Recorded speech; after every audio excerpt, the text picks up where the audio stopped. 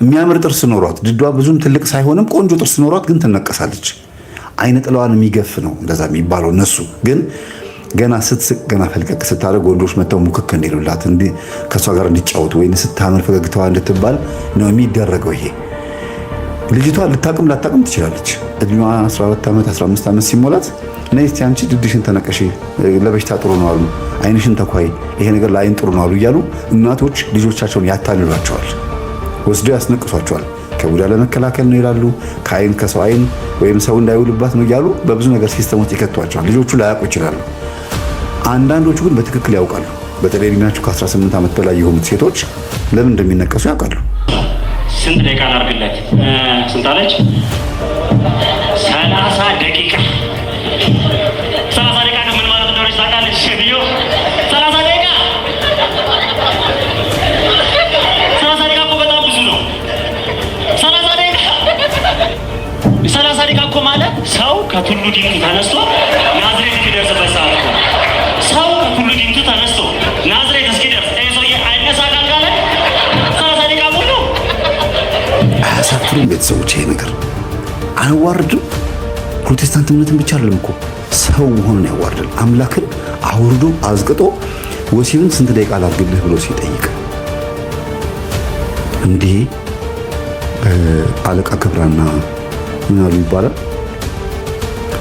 በድርቅ ጊዜ ምግብ ለአንድ ሰው ቆርሶ ሰጡት፣ ትንሽ ዳቦ ቆርሶ ሰጡትና ምን ላድርገው ሲላቸው ምን ነው ሁሉ ነገር አስተምሮኛል ብለው አሉት።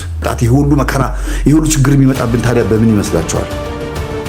ሰሜኑ ክልል ላይ መዳፉን አስነብቦ እድሉን አሳይቶ ስሙን አስቆጥሮ በቃ በዞዲያክ በምናምን በቆቆቆጠራ በመስተፋቅር ህይወቱን ከመራ እግዚአብሔርን ከተወ የቡዳ መንፈስ ያዘው ተብሎ የጅብ ቆዳና የጅብ አጥንትና የጅብ ስጋ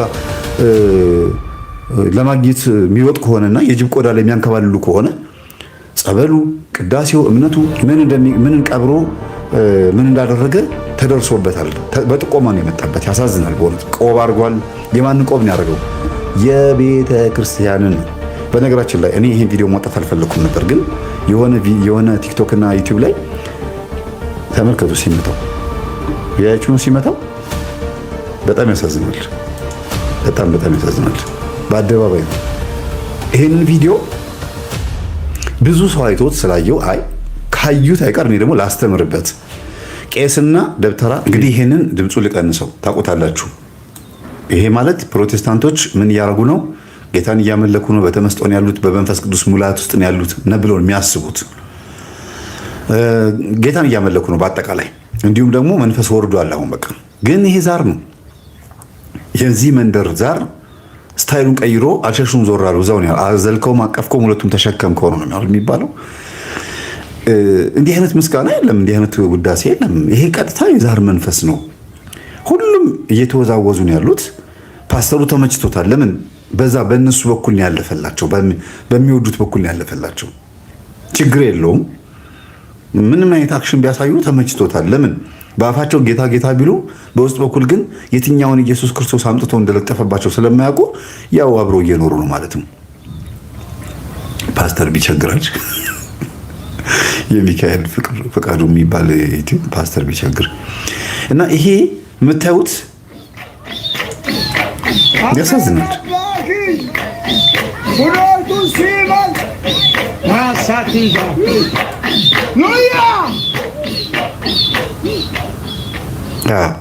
እንግዲህ ስልቱን የቀየረ ዛር ነው ማለት ነው።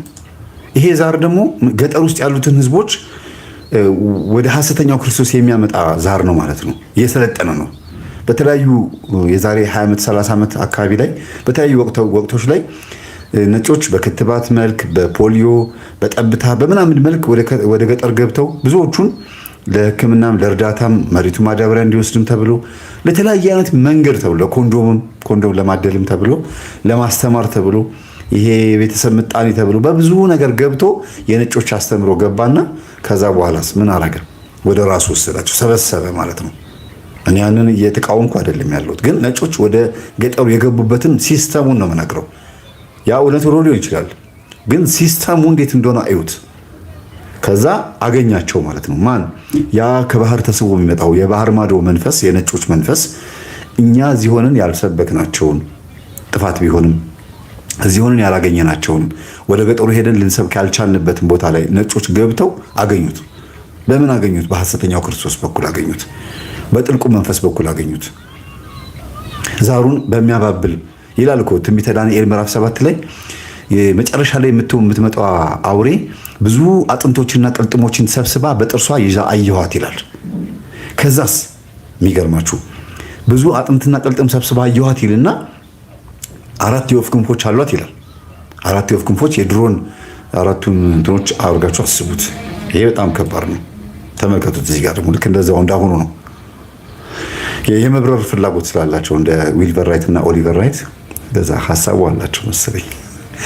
እና ያቺ አውሬ በጣም የሚገርም ነው። ያቺ አውሬ ብዙ ሀገር ያሉትን ጣዖታት በሙሉ አንበረከከች ይላል። ወደ ራሷ ስራ አስገዛች ነው የሚለው። ስለዚህ የሆነ አንድ የሚጠቀልል ዋና ዛር አለ ማለት ነው። ሉሲፈር የሚልከው አንበርካኪ አለ። ሐሰተኛው ነቢይ፣ አውሬውና ሐሰተኛው ክርስቶስ 3 ናቸው። በነገራችን ወደ ባህር ወደ ጥልቁ የሚጣሉት እነዚህ 3 ናቸው።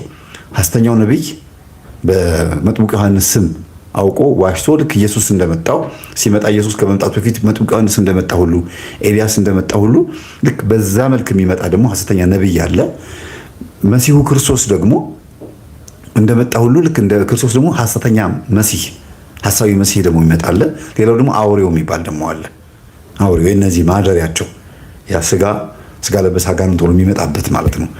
እነዚህ 3ቱ ናቸው ወደ ባህር የሚጣሉት። እና አሁን ይሄ ገጠር ውስጥ ገብተው የገጠር ሕዝብ በሙሉ እስቲ እዩ። ወደ ወላይታ አካባቢ ላይ እነ እዩ ጩፋ ሌሎችም ፓስተሮች እንዴት አድርገው ትውልዱን በአንድ ጊዜ በኦርጋንና በኪቦርድ እንዴት አድርገው በአንድ ጊዜ እንዳንበረከኩት። ለምን? መንፈሱ ይሄን ይፈልገዋል። ያኛውን አይፈልገውም። የኛ ውስጥ ያለውን ይሄ ክራሩን፣ ማሲንቆውን፣ በገናውን፣ ቅዳሴውን 2 ሰዓት ማስቀደሱን፣ መጾም መጸለዩን አይፈልገውም። ፈታ ዘና ማለቱን ነው የሚፈልገው። መጨፈሩን ነው የሚፈልገው። ስለዚህ ወዲያው ይስማማሉ። አዎ እንደዚህ ነው የሚሻለው። ስንት ዓመት ሙሉ ኦርቶዶክስ ገዛችን፣ ስንት ዓመት ሙሉ ኦርቶዶክስ ጨቆነችን፣ እንደ መጨቆን ቆጥረውት ማለት ነው። ግን ይሄ ከውጭ የመጣው የነጮች መንፈስ ነው ማለት ነው። በማቴዎስ ወንጌል ምዕራፍ 24 ቁጥር 18 ላይ ለምስክርነት የሆንባቸው ዘንድ ወንጌል በዓለም ይሰበካል ነው የሚለው። እንግዲህ አንባቢው አስተውል። በቤተ መቅደስ በተቀደሰ ስፍራ ርኩሰት ቆሞ ስታዩ አስተውሉ። እንዲህ ያሉት የሚናገራቸው ቃላቶች አሉና በመጨረሻው ዘመን በስሜ ይመጣሉ ካለ ይሄ ጥንት የነበረ ሃይማኖት አይደለም። አሁን የመጣው በዚህ 50 እና 60 ዓመት በዚህ 30 ዓመት ውስጥ ነው የመጣው። ይሄ ምን ማለት ነው? እንደዚህ ነው ማለት ነው። በስሙ የመጡ ናቸው። የዛሬ 2000 ዓመት አልነበሩም ማለት ነው። ያኔ ክርስቶስ ለሐዋርያት ድንጋይ በድንጋይ ላይ ሲከመር ሲወድቅ ሲፈርስ ታያላችሁ። ምልክቶቹ እነዚህ ናቸው ብሎ ከተናገረና አሁን እነዚህ ሰዎች ከመጡ እነዚህ ናቸው ትክክል ወይስ ቀድሞ የነበረው ነው? በሐዋርያት ቦታ ላይ የነበረችው በሐዋርያት መሰረትነት ላይ የታነጸችው ነች ትክክል ብላችሁ ታስባላችሁ? ይመጣሉ ካለ የመጡት ናቸው ማለት ነው። ለምሳሌ መስከረም 17 ቀን የሚመጡ እንግዶች አሉ ከተባለ መስከረም 17 ቀን የሚመጡ እንግዶችን እንዳሉ የተናገሩት ማን ናቸው? ዛሬ ያሉት ናቸው። መስከረም 17 የሚመጡት እንግዶችስ ምን አይነት ናቸው ሲባል ክፉዎች ናቸው፣ ጥሩዎች አይደሉም። እነሱን መስከረም 17 የሚመጡትን እንግዶች ሄዳችሁ እንዳትጨብጧቸው ተብሎ ቢነገር ልክ መስከረም 17 ሲመጣ ጨብጡን ብሎ ሲመጡ አይ እንዳትጨብጡ ተብለናል። ለመቼ? ዛሬ ከ17 ቀን በፊት አያችሁ። ስለዚህ ያኔ አባቶች ሐዋርያት፣ ሃይማኖተ አበው ወይም ደግሞ ሊቃውንት የነበሩት አባቶች ቤተክርስቲያንን በዚህ መልኩ ታሪክን አስቀምጠውልን ወይም ትንቢትን አስቀምጠውልን ነበረ። ይመጣሉ ተብሎ ነበረ፣ መጡ። ከዛ ሲመጡስ እንዳትሰሟቸው፣ እነሆ ክርስቶስ በዚህ ነው በዛ ነው ቢሏችሁ እንዳትሰሟቸው ነው የሚለው። አትስሟቸው ይላል። ለምን? ይሄ በየአመዱ የሚልከሰከስ የነበረው ዛሩን በደብተራ ላይ ሆኖ ናአህቤ ብሎ የተዋረሰው መንፈሱን እንዲሁም ደግሞ በየጠንቋይ ቤቱ ያለው መንፈስ ቡና ሲፈላለት የነበረው በየተለያየ አይነት አምልኮ ሲመለክ የነበረው መንፈስ ዘምኖ ሰልጥኖ በጣም ሞደርናይዝ ሆኖ እንደዚህ ሆኖ መጥቷል ማለት ነው። ሌላ ምንም ነገር የለውም። አንድ አይነት ነው የሆነው። ሌላ ለውጥ የለውም። እና አልሸሹም፣ ዞር አሉ ነው፣ እዛው ነው። ምንም ልዩነት አታመጡበትም።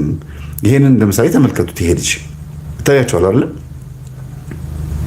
ድምጼ ይሰማል፣ ይታያቸዋል ብዬ አስባለሁ። ይሄ ልጅ ሰንበት ተማሪ ነበረ፣ ዲያቆንም ነበረ። እንደምታዩት ከበሮ ይዞ ከፊት ይመታል። ኤርትራዊ ነው። ሳዋ ሰልጥኗል። ይኸው እንደምታዩት መሳሪያ ይዟል። መሳሪያ መገጣጠም ይችላል። በቃ ሁሉ ነገር እያውቃል። ከዛ ሹሩባ። አሁን ይሄ ልጅ መጀመሪያ ጠምጣሚ ነበረ፣ ወይም ደግሞ ሕፃን እያለ ዲያቆን ነበረ፣ ያገለግል ነበረ። ከዛ ደግሞ እንግዲህ ይሄ ምናልባት መሳሪያ ከመያዙ በፊት ነው ብዬ አስባለሁ። ከያዘም በኋላ ዞሮ ዞሮ ለውጥ የለውም። ከዛ ከአገልግሎት ወጣና ባሩድ የሚያሸት ልጅ ሆነ ማለት ነው። ጥይት የሚሸተው ልጅ ሆነ። መሳሪያ ተሸከመ። ለሀገሩ ሊሆን ይችላል ይሄ ነገር ያደረገው። ማንኛውም ኤርትራዊ ወጣት የሚያደርገው ነገር ያደርጋል። ሳዋ ሰልጥኖ በደንብ ሊያገለግል ይችላል። ከዛ በኋላ ግን ሌላ ብዙ ነገሮች ትመለከታላችሁ። አሁን ሹሩባው ማን ነው? እስቲ ሹሩባ የሚያሰራ መንፈስ ማን ነው? እንደዚህ ሹሩቤ እንዲሆን የሚያደርገው ጉድሩ ማለት ነው የትኛው መንፈስ ነው? 3 ጓደኛ ማሸሽ መንፈሶች አሉ ብያቸዋለሁ። ከነዛ ውስጥ አንዱ ነው እና ይሄ ልጅ ያኔ ቆሎ ትምህርት ቤት የሚሆን በአብነት ትምህርት ቤት በተለይ በቤተክርስቲያን ስር ሆኖ ያገለግል በነበረበት ሰዓት ለአገልግሎት ያበቁት አባቶች እንዴት ያገለግል እንደነበረ፣ እንዴት ከነሱ ጋር ያለው ቅርርነት ምን ይመስል እንደነበረ አሁን ባለው ህይወቱ ነው ልታዩ የምትችሉት። ብዙ የተናገራቸው ነገሮች አሉ። እሱን ተወዋለሁ፣ ግን በህይወቱ ታዩታላችሁ። ተመልከቱ። አሁን ወሰንገላ ጎበዝ፣ ወሰንገላ የሚባለው መንፈስ ጉድሩ ወይም ደግሞ ፀጉርን ያንጨበርራል ማለት ነው። ይሄ አሁን ካደገ በኋላ ትልቅ ሆኖ ነው መሰልጠኑ መዘየዱ ነው። አሁን ይሄ ፕሮቴስታንት አዳራሽ ላይ ዘማሪ ሆኖ ነው ማለት ነው። ፕሮቴስታንት አዳራሽ ላይ ገባ። ያ ሹሩባ የነበረው መሳሪያ የተኩስ የነበረው ምን ይለው የልጅነት መልኩ ደግሞ ይሄ ነው። ቄስ ለመሆን ሩብ ጉዳይ የቀረው ወይም በቤተ ክርስቲያን በአብነት ትምህርት ቤት በቆሎ ትምህርት ቤት ደስ በሚል በገጠር ውስጥ ያደገ ልጅ ነበረ። ይሄን ልጅ ወደ መናፍቃን አዳራሽ የወሰደው ምንድን ነው? እንዲህ የመሰለ ነጭ በነጭ ለብሶ ቅድም እንዳለው መጀመሪያ ላይ ያቀረብኩላችሁ ፕሮቴስታንት ኦርቶዶክሳውያን ሮብ መጾማችንን ከክርስቶስ ጋር ማገናኘታችንን አያውቀውም፣ ረስቶታል። ሮብ ጾምን ብለን የጾምነው ስለ ክርስቶስ አስበን እንደሆነ ረስቶት ጾምን እንደ ጉዳት ቆጥሮት፣ እኛ ግን ፈታ ብለን ዋለን እንዳለው ይሄ ልጅ ደግሞ ነጭ በነጭ ለብሷል። ይሄንን እንደምን ቆጠረው? እንደ ውድቀት እንደ ውርደት ቆጥሮት ከዛ ዛሬ ላይ እንዲህ ነኝ ብሎ ደግሞ አመጣ። ተመልከቱት። እንዲህ ነኝ ብሎ ደግሞ መጣ። የፕሮቴስታንት ዘማሪ ነው። ምናልባት ስሙን የምታውቁት ብትጽፉልኝ ደስ ይለኛል። ኧረ ኤርትራ ጴንጤ የለም? በደንብ ነው እንጂ ያለው። ኤርትራ ውስጥ ጴንጤ ላይኖር ይችላል። ኤርትራውያን አብዛኞቹ ግን ከኤርትራ ከወጡ በኋላ ግን በብዛት የምንፍቅና ሃይማኖትን እየተከተሉ ነው ያሉት። በዚህ በደንብ ነው ያየሁት። ኢትዮጵያ ውስጥ በተለይ በፕሮቴስታንት አዳራሽ ላይ የማይሄዱበት ቦታ የለም። ወይ ጭፈራ ቤት ነው የሚሄዱት ወይ ደግሞ እንደው እግዚአብሔር የባረካቸው ከስንት አንዶች ጎበዞች አሉ፣ ጠንካራዎች ኦርቶዶክስ ቤተክርስቲያን መጥተው ዲቁና የሚማሩ ሰንበት ትምህርት ቤት የሚያገለግሉ በቋንቋቸው ብቻ። ለምሳሌ የካባዶ መድኃኔዓለም ቤተክርስቲያን አስታውሳለሁ የዛሬ 2 ዓመት የራሳቸው ሙሉ ጉባኤ ነበራቸው፣ ኤርትራውያን ማለት ነው። እንዲህ አይነት ነገሮችን ያደርጋሉ። ወንድማችን ቀሲስ እንድሪያስ ታውቁት እንደሆነ መጽሐፌ ሲመረቅ እዛ ቦታ ላይ ነበርና እሱ እነዚህን ወንድሞች ይሰበስብ ያስተምራቸው ነበረ። ግን ደግሞ በብዛት ከሀገራቸው ከወጡ በኋላ ኢትዮጵያ ውስጥ ሲመጡ ናይት ክለብ መጨፈር፣ በሌሎች ጥሩ ያልሆኑ ቦታዎች ላይ መገኘት፣ በጣም ታስራ የነበረችን አንድ እንስሳ ስትለቀቅ እንዴት እንደሆነች አስቧት። እንግዲህ ታፍነው የነበሩ ስለነበሩ ነው መሰለኝ ልክ ነፃነት ያለበት ቦታ ላይ ሲመጡ መረን ሆኑ በአንድ ጊዜ። እና ውጭ ሀገር ያላችሁትም ኤርትራውያን ልጆቻችሁን ገንዘብ እየላካችሁ የምታበላሻቸው እናንተም ጭምር ናችሁ። አትላኩ ማለት አይደለም፣ ግን ቢያንስ እንኳን ትምህርቱን እንዲያዳምጡ እንዲለወጡ ማድረግ ነበረባችሁና በጣም ያሳዝናል። እና ወንድማችን ተመልከቱት። በቃ እንደዚህ ሆኛለሁ፣ ሰልጥኛለሁ፣ ከዚህኛው ማንነት ወደዛኛው ተሻግሬያለሁ እያለ ያሳያል። እንግዲህ ቄስ እንደነበረ፣ ዲያቆን እንደነበረ፣ አገልጋይ እንደነበረ እንደ ትምክህት ይቆጥረዋል። ያኛውን እንደ ውድቀት ይቆጥረዋል ማለት ነው። አሁን ፕሮቴስታንት ነው። ተመልከቱ። ንጽጽር እያደረጉ ይሄን እኔ አይደለም ራሱን ያቀናበረው። ይሄ የነጮች መንፈስም አለበት። ይሄ ስታይል ያስታውቃል። እነዚህ ነገሮች የምታዩቸው ልጁ ማሳየት ይፈልጋል፣ የሆነ ነገር ማሳየት ይፈልጋል። እኔ እዚህ ውስጥ ቀድሜ ከተነሳሁት አይዲያ አንጻር ልነግራችሁ የምፈልገው ነገር አለ። ሰው እንዲህ ሆኗል። በቃ አንድ ስፒከር ላይ አንድ ፍላሽ ይሰካል። ፍላሽ ውስጥ ዘፈንም መዝሙርም መንዙማም ሁሉ ነገር አለበት እንበል። የተለያዩ አይነት ድምጾች አሉበት። ስትሰኩት አንዱ ሲጨርስ አንዱ ስራ እየሰራችሁ አንደኛው ዘፈን ጨርሶ አንደኛው ዘፈን እንደሚመጣ ሁሉ አንድ ፍላሽ ውስጥ ብዙ አይነት ነገር ተጠረቃቅሞ ስፒከሩ ላይ ልክ ስትሰኩት ሁሉንም ያጫውታል ማለት ነው። ሁለገብ ይሆናል ማለት ነው። እንደዛ ነው የሆነው ይሄ ልጅ። እንደዚህ አይነት ህይወት ያላቸው በጣም ብዙ ወንድሞች አሉ። ይሄ ግን ከየት የመጣ ነው ሲባል ወደኋላ ሄድ ብለን ድንገት አብነት ትምህርት ቤት ውስጥ አብሾ ወስዶ ይሆን እንዴ ያስብላል። አፍልሆ አፄ ፋሪሱን ወስዶስ ቢሆን ጠምጣሚ የመሰለው እውነት በትክክል እግዚአብሔር መንፈስ ያደረበት ሰው ከሆነ ትምህርቱን የተማረው ለቤተ ክርስቲያን ከሆነ ይህንን ሁሉ ነገር ሲያደርግ የነበረው በሙሉ የውሸት ነበረ ማለት ነው። ምክንያቱም ዛሬ ላይ እሱ በቃ ይሄንን ህይወት ነው የፈለገው። ያኛውን እንደ ጭቆናና እንደ እንትን የቆጠረው እንደ መያዝ ወይም ደግሞ እንደ መታሰር በሰንሰለት እንደ መታሰር ነው የቆጠረውና መዝሙሮቹ እንዳለ ምንድነው ተፈታሁ ነው የሚሉት። እኔ ለመስማት ሞክሬያለሁ። ተፈታሁ፣ ከሰንሰለት አመለጥኩኝ፣ ተለወጥኩኝ ምናምን የሚል ነው በቃ። ስለዚህ ህይወቱ ብዙ አይነት ህይወት ነው፣ ብዙ አይነት ህይወት ኖሯል። ዛሬ ላይ ግን መጽሐፍ ቅዱስ ይዞ ቸርች ላይ ሆኖ ይዘምራል። ኦርቶዶክስ ውስጥ እያለ ይሄን ማን ከልክሎታል? ኦርቶዶክስንስ ያውቃታል ወይ? ፕሮቴስታንት ያደረገውስ ምንድን ነው? የጓደኞቹ በዘወትር እሱን ቸርች የመጋበዝ ጉዳይ ነው? አምኖበት ነው? በጥቅስ አምኖበት ነው ሄደው? ወይስ ቤተክርስቲያናችን ውስጥ እንከን አግኝቶባት ነው? እንከን ያላት ቤተክርስቲያን ሆና ነው ወይ? እና ብዙዎች ፕሮቴስታንቶች ይሄ ነው ህይወታቸው። ያንን ነው የሚፈልጉት። ይሄ ነፃ መሆንን፣ ሪላክስ ማድረግን በእነሱ የሚመስላቸው በጌታ መዳናቸውን በቃ ሁሉ ነገር ነፃ ሆኖ እኔ አሁን ሰላማዊ ነኝ በሚል ይመስላቸዋል። ግን አይደለም። የሚያዘምን የሚያሰለጥን የአውሮፓውያን መንፈስም አለ። የሚያዘምን የሚያሰለጥን ማደግ የሚፈልግ መንፈስ በውስጥም አለ። ይሄ ደብተራ መንፈስ ተግባሩ ምንድን ነው? በስልጣኔ ውስጥ ስልጣኔን ማሳየት ነው፣ በመዘመን ውስጥ። ይሄ ደግሞ በኋላ ስመጣበት ታዩታላችሁ። ሰዓት ከበቃ ነው። 1 ሰዓት ከ19 ደቂቃ ሄጃለሁ። ልቀጥል። የወንድማችን ከጨረስኩ በኋላ ሌሎች ቪዲዮዎችም ልቀጥል። አዎ። እና እንዲህ አይነት ወንድሞችን ስትመለከቱ የራሳችሁንም ህይወት እዩት። መጠጥ ቤት ትሄዳላችሁ። ከዛ በኋላ ደግሞ በማግስቱ ሰንበት ከሆነ ደግሞ ቤተክርስቲያን ትመጣላችሁ። ከዛ መጽሐፍ ቅዱስም ከተማራችሁ በኋላ ደግሞ የተለያየ አይነት ነገሮች ላይ ቦታ ቁማርም ሊኖር ይችላል፣ ስላቅ ሊኖር ይችላል፣ ዝሙት ሊኖር ይችላል። ኦርቶዶክስ እያለንም ይፈራረቅብናል። የሌላ እምነት ተከታይም ሆኖ ሊፈራረቅበት ይችላል። በውስጥ በኩል ግን የየራሳቸውን ድርሻ የሚወጡ መናፍስቶች እንዳሉ በዚህ ማወቅ ትችላላችሁ። ቆይ እኔ አሁን ይሄ በዚህ ሳምንት የኔ ተራ ነው ይላል ዛሩ።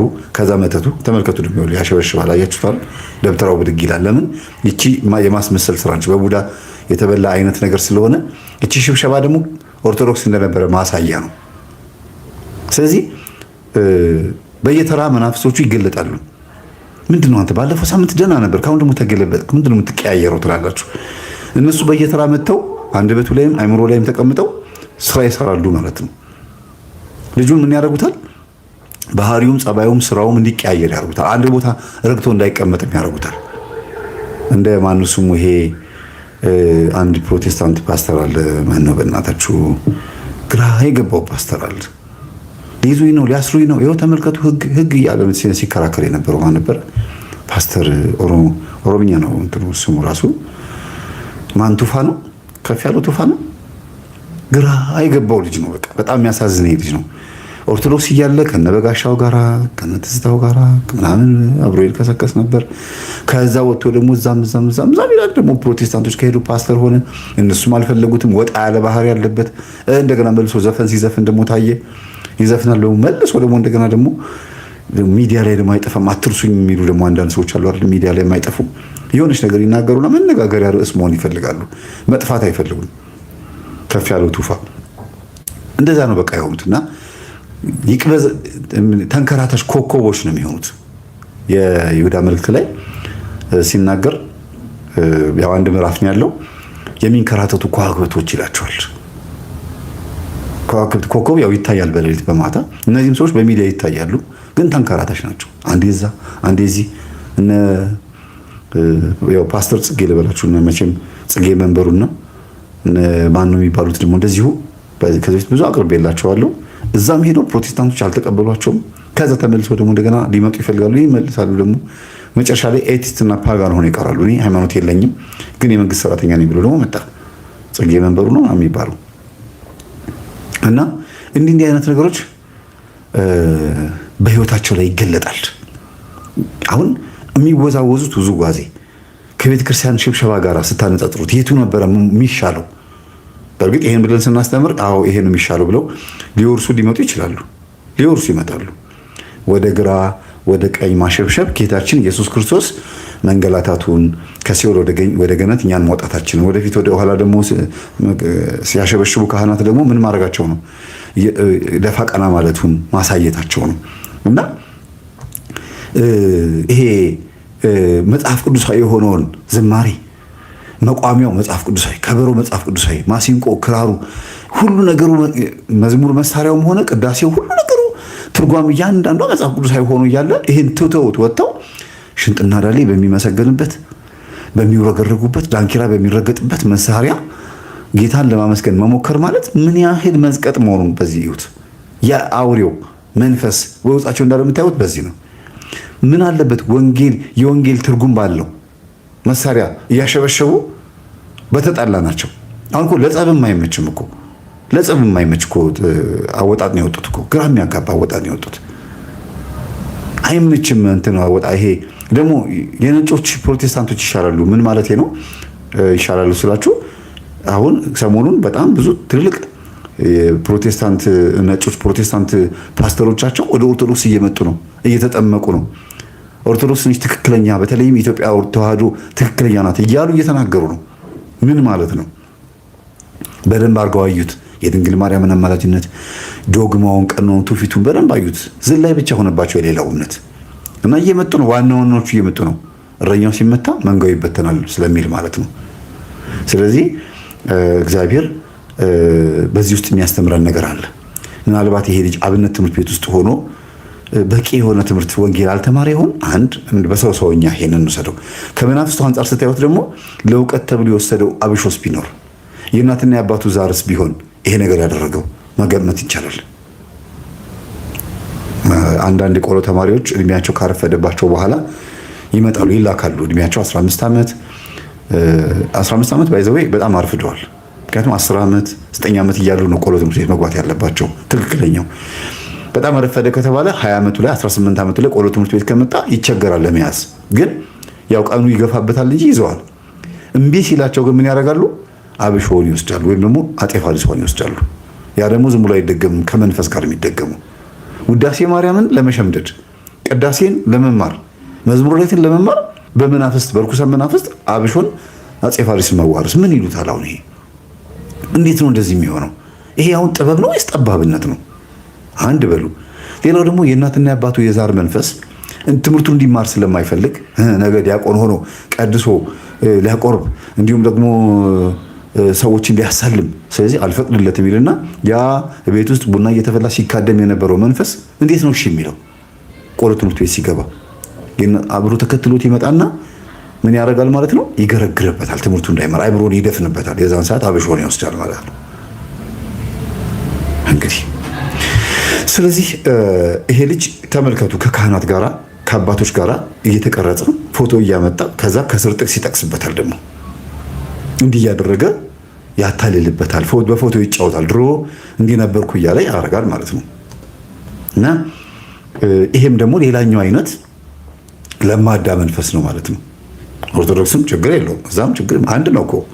ያቺ ኢቢኤስ የረዷት ልጅ እድሜዋ ገና 16 ነው 17 ዓመት ሆነ ወልዳ ስትረዳ የነበረችው ልጅ አሁን ያለ እድሜዋ አንድ ጎረምሳ ቀርባ ልታገባ ነው እያሉ ነው አይደለም? ምን አለች ሚዲያ ላይ በቀደም ሰምታችኋታል መቼም አይደለም? አይ እኔ ፕሮቴስታንት ነኝ አለች። እሺ እሱ ደግሞ ኦርቶዶክስ ነው፣ ችግር የለውም ምንም፣ አንተም በፈጣሪ ታምናለህ እኔም በፈጣሪ አምናለሁ ምናምን ብላ ጭራሽ አንድም ቀን ወረቀቱን ገልጣ አይታ ማታውቅ ልጅ መታ ቤተክርስቲያንን በዛ ጀጅ ልታረግ ስትሞክር ስታዩት ነገሩ ትንሽ ከባድ ነው። ያ ምንድነው? ሃይማኖት ላይ መጀመሪያ እኛ ኦርቶዶክሳውያን ሃይማኖት ላይ ያለን እውቀት በጣም ሰነፍ ይሆንና በሌላ እምነት ከተወሰድን በኋላ በተወሰድንበት እምነት መነጽር ነው ኦርቶዶክስን የምናያት።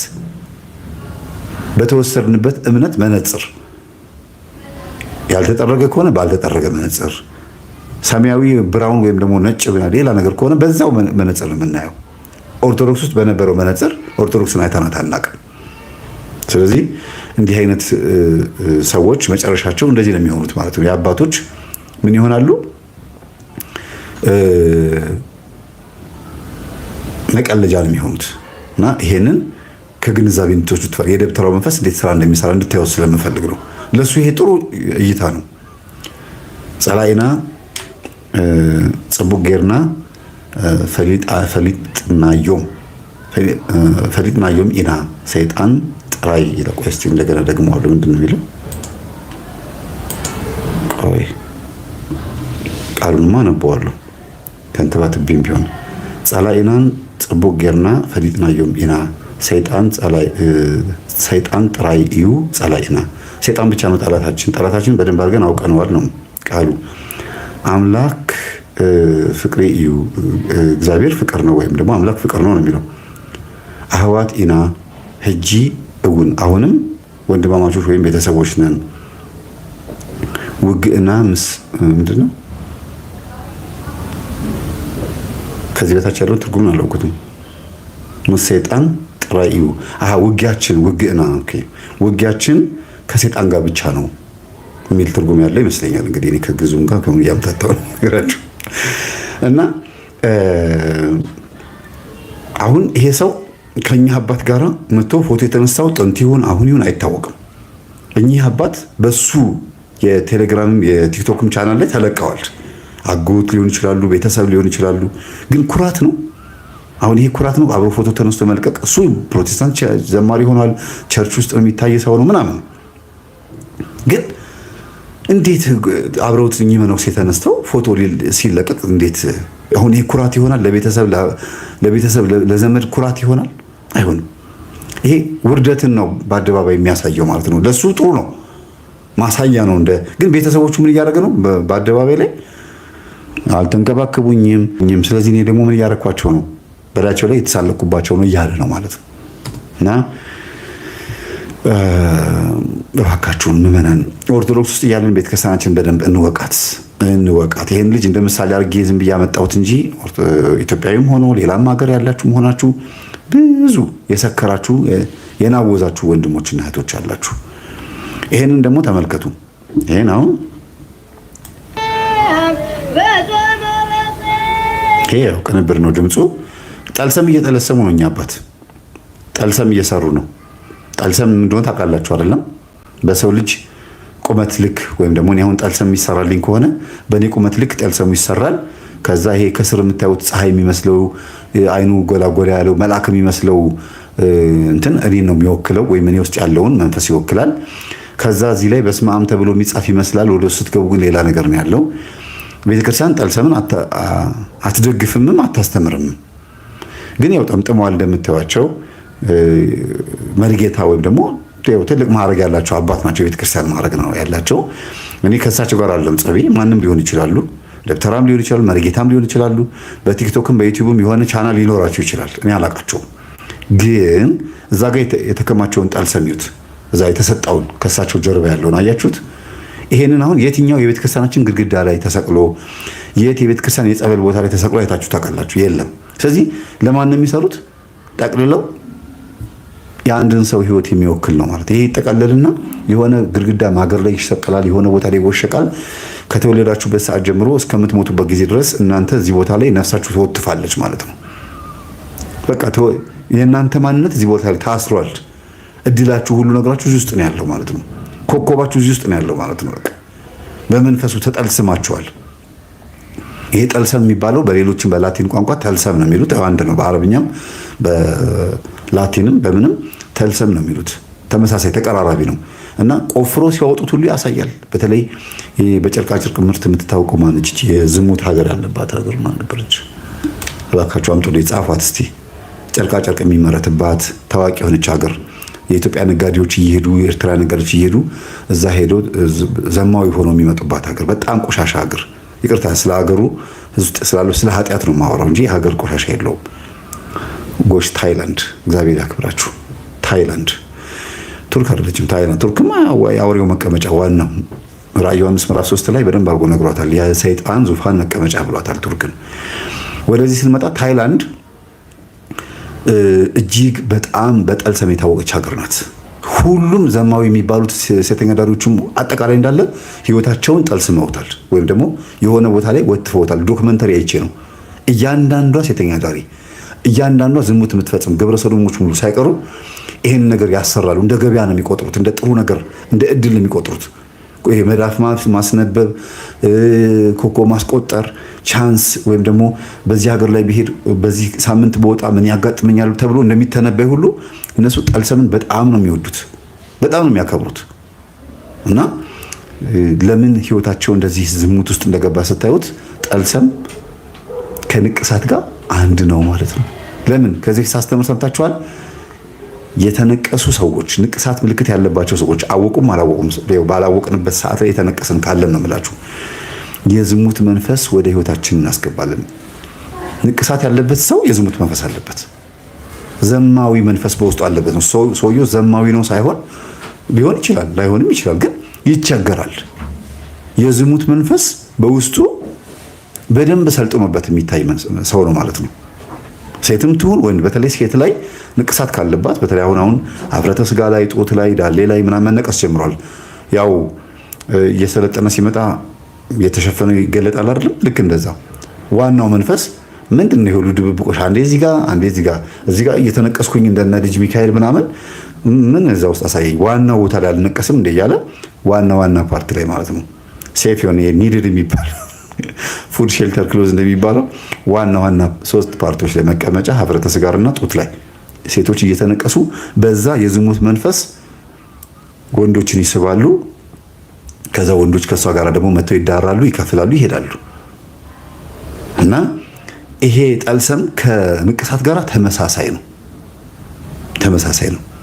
እና ይህንን ደግሞ በመጽሐፍ ቅዱስ ውስጥ ይናገራል። አትነቀስ ይላል። ይህን ጥቅስ ሳላሳያችሁም አላልፍም።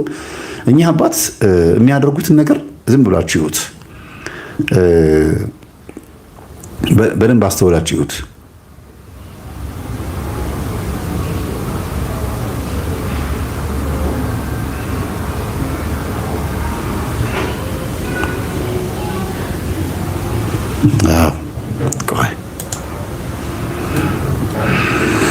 ስራቸው ነው ማለት ነው። ቢዝነስ ነው። ይሄ እንድታስተውሉት እንፈልገው። ስራቸው ነው።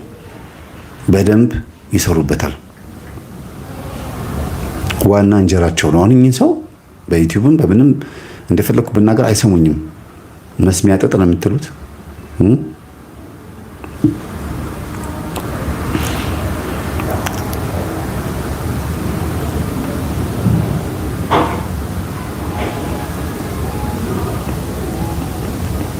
እሺ እንዲህ ይላል ዘሌዋውያን ምዕራፍ 19 ቁጥር 28 ላይ ስለሞተውም ስጋችሁ አትጨነቁ፣ ገላችሁንም አትነቀሱት፣ እኔ እግዚአብሔር ነኝ ይላል።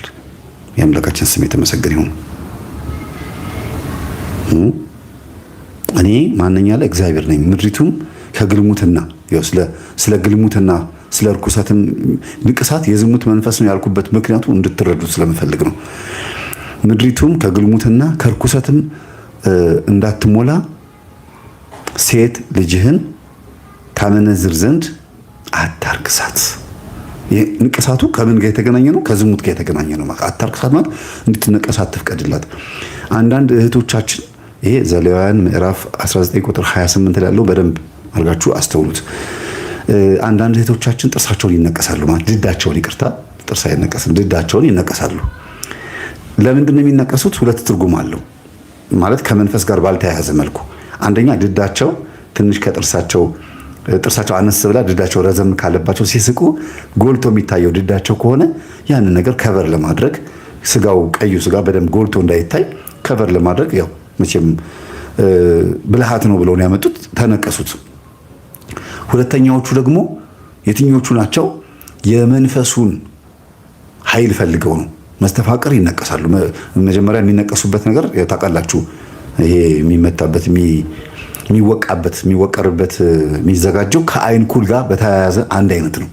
እናቶች ከዚህ ነው የምናዘጋጀው የሚሉት ያዘጋጁበትን መንገድ ያውቁታል። ጨዋ የሆኑ እናቶች ከምን እንዳዘጋጁት ይጻፉልን።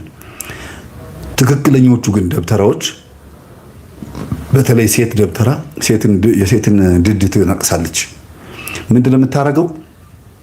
ድዷን ስትነቅስ የሚያምር ጥርስ ኖሯት፣ ድዷ ብዙም ትልቅ ሳይሆንም ቆንጆ ጥርስ ኖሯት ግን ትነቀሳለች። አይነ ጥላዋን የሚገፍ ነው እንደዛ የሚባለው። እነሱ ግን ገና ስትስቅ ገና ፈልቀቅ ስታደርግ ወንዶች መተው ሙክክ እንዲሉላት ከእሷ ጋር እንዲጫወቱ ወይ ስታምር ፈገግታዋ እንድትባል ነው የሚደረገው። ይሄ ልጅቷ ልታቅም ላታቅም ትችላለች። እድሜዋ 14 ዓመት 15 ዓመት ሲሞላት ነይ እስቲ አንቺ ድድሽን ተነቀሽ፣ ለበሽታ ጥሩ ነው አሉ፣ አይንሽን ተኳይ፣ ይሄ ነገር ለአይን ጥሩ ነው አሉ እያሉ እናቶች ልጆቻቸውን ያታልሏቸዋል፣ ወስደው ያስነቅሷቸዋል። ከቡዳ ለመከላከል ነው ይላሉ።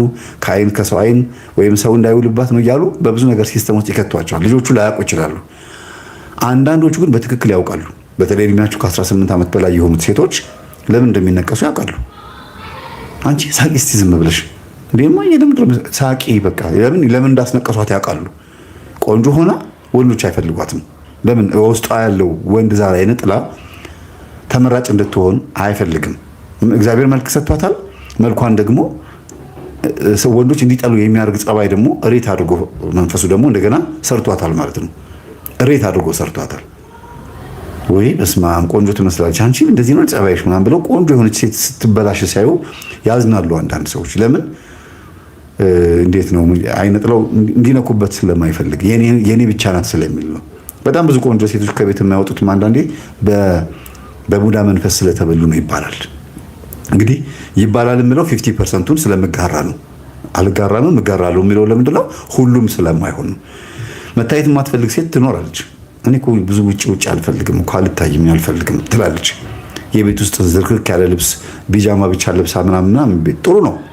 ቤተክርስቲያን ስትሄድ ረጅም ቀሚስ ለብሳ የምትሄድ ከሆነ እንደገናም ዘመድ አዝማድ ጋር ስትሄድ ሰርግ ስትሄድ ቆንጆ ቀሚስ ለብሳ ምናምን የምትሄድ ከሆነ አሪፍ የጨዋ ልጅ ነች ማለት ነው። ግን በቤት ውስጥ ተደብቃ ቆይታ ሰርግ ሲሆን ወይ የሆነ ቦታ ሲኬድ ግን በጣም የሚያስጠላ የሚያስደነግጥ አለባበስ ለብሳ የምትሄድ ከሆነ ውበቷን ረስተዋለች። መንፈሱ ውስጥ ያለው መንፈስ ማንነቷን አስረስቷታል ማለት ነው። በዚህ ነው የምታምሪው። ወንዶቹማ በመልክሽ ሊያዩሽ አልቻሉም። ስለዚህ ውበትሽ ይሄ ነው፣ ቅርጽሽን አሳይ፣ ምርትሽን ግለጪ፣ ይሄን ተበሺ፣ ይሄን እንደዚህ አድርጊ እያለ ውስጧ ላይ ይነግራታልና የራሷ እንትን ይመስላታል፣ የራሷ ሀሳብ ይመስላታል። እና በዚህ አይነት መልኩ በጣም ብዙ እህቶቻችን ተጠልስመው ህይወታቸው የቤት ማገር ላይ የሆነ ግድግዳ ላይ የሆነ ኪችን ወይ የሆነ ጓሮ ላይ ተለጥፏል። ጠልሰሙ ተጠቅልሎ ተወትፏል ህይወታቸው። ከቤት አይወጡም፣ አርጅተውም ከቤት አይወጡም። ቢወጡም ብቻቸውን የሚኖሩት በቃ ምንም ነገር ደስ የሚል ነገር አይኖርም ማለት ነው። የተጠለሰመ ማንነት ያላቸው ሰዎች ናቸው ማለት ነው። ልዩ ገጠመኝ 82 ላይ ነው አይደል? ጎበዝ፣ ጥሩ ነው።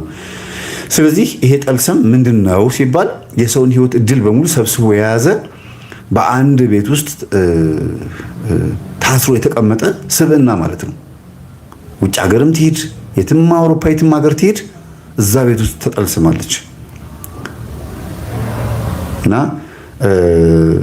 በምንም አይነት መንገድ እንዲህ አይነት ነገር ስትመለከቱ ጠልሰም ጤነኛ እንዳልሆነና የቤተ ክርስቲያን አስተምሮ እንዳልሆነ ቤተ ክርስቲያን ራሷ ታስተምራለች። እስቲ ይሄንን ሰምተን እንምጣ። ምን ያህል የድብትርናው አካሄድ፣ የጥንቆላው አካሄድ፣ የኮኮ ቁጠራው አካሄድና የመናፍስትን የሚጠሩ ሰዎች የሚሰሩት ስራ በምእመኑ ዘንድ ወይም ደግሞ በህዝቡ ዘንድ እንዴት አይነት መሳለቂያ እንደሆነና ያ መሳለቂያ ሆኖ ደግሞ አካሄድ ወደ ፕሮቴስታንቶችም ደግሞ እንደሄደ አንዱ አይታችኋል አይደለም? ቸርች ያላት ፓስተር እዩ ጩፋ የቀባት ያው ጭቃ የቀባት ልበለው የቀባት መስተፋቅር ብላ ባፋ ባትለውም ከሚስት ጋር ሰላም ነው? አዎ ደህና ነኝ። አልጋ ላይ ምን ያህል ሰዓት ትቆያላችሁ? ስንት ደቂቃ ላድርግልህ እያለች ስትጠይቅ፣ ወንዱም እንደዚሁ ፓስተር ሲጠይቅ አልሰማችሁም? ስንት ደቂቃ ላድርግላችሁ? በጣም የሚገርም ነው። እሱን እስቲ የሚለውን እንስማና ከዛ በኋላ እኔ የምነግራችሁ ነገር ይኖራል ማለት ነው። ይሄን ሁሉ ማነሳው ግን መጀመሪያ ካነሳው ትርስ ጋር ተያያዥነት ያለው ለምን ብትሉ እንዴት ባህሪውን እየቀያየረ በተለያየ አይነት መንገድ የሰው ልቦና ውስጥ መንፈስ እንደገባ አሁን ደግሞ የዛሩ መንፈሱን ሳይሆን የድብተራው መንፈስ በእኛ ውስጥ ሲገባ ግብሩ ምን እንደሆነ እንድታውቁ ነው። ዝሙት ግብሩ ነው። 30 ደቂቃም 1 ሰዓትም ከሴት ጋር ዝም ብሎ ሲያሽ ቢቆይ ለውጥ የለውም። ለስግደት ግን እስቲና 10 ደቂቃ ክል ቆመን ውዳሴ ማርያም እንጸልይ ትንሽ 21 ሰገድ እናድርግ ብትሉት ያ ከሚስቱ ጋር እንደፈለገ ሲጋልብ የነበረ ሰው ፈቃደኛ ላይሆን ይችላል። ለምን ሲባል ዝሙት ሆነ ማንኛውም የሚደረገው የዓለማዊና ርኩሰት ስራ ለርኩስ መንፈስ ምንድነው ግብሩ ስለሆነ ለመንፈስ እየገበረ ያለውን ገላውን ለእግዚአብሔር ማድረግ ስለማይችል አይችልም። ስቲቭንስ ነው። ለዚህም ብዙ ባለትዳሮች መፍትሄ ሰጠናው ወደሚሉት አካል እየሮጡ ይሄዳሉ። ታስታውሳላችሁ፣ በቅርቡ አንድ የሃይማኖት ቦታ ላይ ስንፈተ ወሲብ የብዙ ባለትዳሮች ችግር እንደሆነ ሰምቻለሁ። ለዚህም ብዙ ባለትዳሮች መፍትሄ ሰጠናው ወደሚሉት አካል እየሮጡ ይሄዳሉ። ታስታውሳላችሁ፣ በቅርቡ አንድ የሃይማኖት ቦታ ላይ አንድ ነብይ ነኝ የሚል ነብይ የባልና ሚስቱን የአልጋ ቤት ጉዳይ ሲተነብይ አስደስታል። ስንት ደቂቃ ላድርግልህ ማለት አልገባኝም። ስንት ደቂቃ ላድርግልህ ማለት አያስቅም ያልኳችሁ ስቄ ከጨረስኩ በኋላ ስላየሁት ነው። ለእናንተ መሳቅ ትችላላችሁ። እኔ ሁለቴ ሶስቴ ኤዲትም ሳረገው ስላየሁት በቃ ምንድነው ሬዲዮና ጨዋ አንድ ጊዜ የሚናገሩ ይባላል አይደለም? አንድ የሰምታችሁ ብቻ ከዛ ስቃችሁ ዘወር ነው። የነብዩ ጥያቄ አልገረመኝም። ነብይ ነው። ስንፈተ ወሲብ የብዙ ባለትዳሮች ችግር እንደሆነ ሰምቻለሁ። ለዚህም ብዙ ባለትዳሮች መፍትሄ ሰጠናው ወደሚሉት አካል እየሮጡ ይሄዳሉ። ታስታውሳላችሁ፣ በቅርቡ አንድ የሃይማኖት ቦታ ላይ አንድ ነብይ ነኝ የሚል ነብይ የባልና ሚስቱን የአልጋ ቤት ጉዳይ ሲተነብይ አስደስታል። ስንት ደቂቃ ላድርግልህ ማለት አልገባኝም። ስንት ደቂቃ ላድርግልህ ማለት የነብዩ ጥያቄ አልገረመኝም። ነብይ ነው፣ የሚጠይቀውን ያውቋል፣ አምኖ አለው። ምክንያቱም ሱፍ አድርጓል። የባልየው መሽኮርመም አልገረመኝም። አልጋም ላይ እንደዚህ ነው። የገረመኝ የሚስትየው መልስ ነው። ስንት ደቂቃ ላድርግለት? ስንት አለች? 30 ደቂቃ።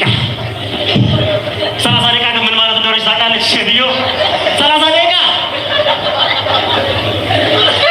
30 ደቂቃ እኮ በጣም ብዙ ነው። 30 ደቂቃ እኮ ማለት ሰው ከቱሉ ዲምቱ ተነስቶ ናዝሬት የሚደርስበት ሰዓት እኮ። ሰው ከቱሉ ዲምቱ ተነስቶ ናዝሬት እስኪደርስ ይሄ ሰውዬ አይነሳ ካልጋ ላይ 30 ደቂቃ ሙሉ። 30 ደቂቃ እኮ ማለት በሩጫ ካሰብነው 10,000 ሜትር ሰው 10,000 ሜትር ሮጦ እስኪጨርስ ይሄ ሰውዬ አይጨርስ። ከዛ ቁርሱ ምን ልትሰጪው ነው? ወርቅ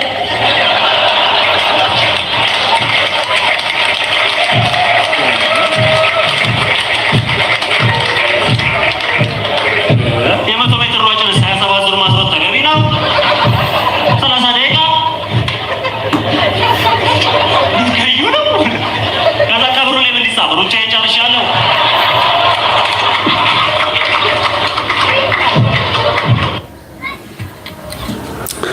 አዎ እንግዲህ አሁን ይሄን ያቀረብኩት ምንድነው ቤተሰቦቼ፣ ወንድማችን በዛ አጋጣሚ ኮሜዲያን ማን ነበር ስሙ?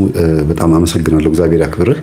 በዚህ አይነት መልክ ለአንተ መድረክ በሚመቻል መልክ አርገህ አቅርበህ በአሽሙር ደህና አርገህ ወግታቸዋልና ጥሩ ነው የተናገርከው፣ እናመሰግናለን።